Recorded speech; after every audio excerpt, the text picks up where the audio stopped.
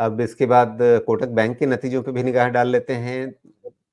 यहाँ भी वही 5.5% के आसपास का आपका एनआईएम, मतलब बैंकिंग सेक्टर में इतने एनआईएम होते हैं, ये तो मेरे ध्यान में ही नहीं था। मतलब 4 साढ़े 4 बहुत हुआ, ये अपर लिमिट होती थी। 5.5 के आसपास का एनआईएम, कैसे देख रहे हैं आप इसको? और उसके बाद भी कहा ये जा रहा है कि जितना हम नेट प्रॉफिट में ग्रोथ देख रहे थे, वो शायद पूरा नहीं हुआ है। कोटक के निम्स हमेशा बीट करते हैं इंडस्ट्री को, तो इसका निम्स आपको हमेशा हाई दिखेगा, इसीलिए आपने कोटक का प्राइस टू बुक 6 टाइम के आसपास भी देखा हुआ है। अब कम हो गया है एडजस्टमेंट में, लेकिन इसीलिए इसके एक्सपेंशन बहुत ज़्यादा होते थे वैल्यूएशन के। अब वो मॉडरेट हो रहा है धीरे-धीरे, लेकिन इंडस्ट्री वाइड कोटक के नेम्स बहुत ही अच्छे रहे हैं। इस बारी के भी रिज़ल्ट में कोई खराबी नहीं है। बहुत ही टाइटली मैनेज्ड है।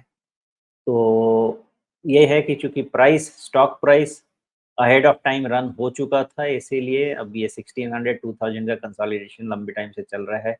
चलता रहेगा, मुझे लगता है अगले फाइनेंशियल के पहले बड़ा मूवमेंट तो नहीं आ पाएगा। जी, लेकिन ये 1600 से लेकर के 2000, मतलब एक तरह से 25% का रेंज है। बहुत बड़ा रेंज हो जाता है। इस रेंज से बाहर निकलने के लिए क्या करना होगा इसे अब?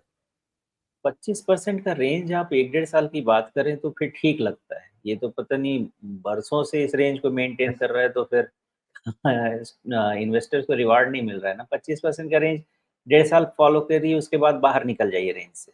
एग्रीड। आप 2 ढाई साल से 25% की रेंज में है तो कोई भी इक्विटी इन्वेस्टर को रिवार्ड नहीं हो रहा है, तो फ्रस्ट्रेटिंग ही है। जी। नहीं तो इस फ्रस्ट्रेशन में करना क्या चाहिए? कुछ एक्शन पॉइंट्स हैं या नहीं? देखिए, बिल्कुल कोटक अगर आपको 5 साल के व्यू से लेना है, तो कभी भी आप देखेंगे तो डेढ़ 2 साल के कंसोलिडेशन में वैल्यूएशन नॉर्मलाइज़ हो जाता है और with current price to book I think 3.5 के नीचे ही आ गया होगा कोटक का प्राइस टू बुक। तो उसके हिसाब से इसका वैल्यूएशन भी इसके फ़ेवर में जाता है, लेकिन इंतज़ार तो करना पड़ेगा आपको, कब तक नहीं पता। लेकिन हाँ, इसका अभी प्राइस टू बुक करीब-करीब आ गया है 3.2 के आसपास which is very relatively very cheap towards bottom ही है ये नॉर्मलाइजेशन। तो मुझे नहीं लगता कि इससे बहुत ज़्यादा depressed valuation Kotak Mahindra bank के हो सकते हैं। इट विल टेक टाइम, इसमें कोई डाउट नहीं है। 1 साल लगे, 2 साल लगे, 3 साल लगे।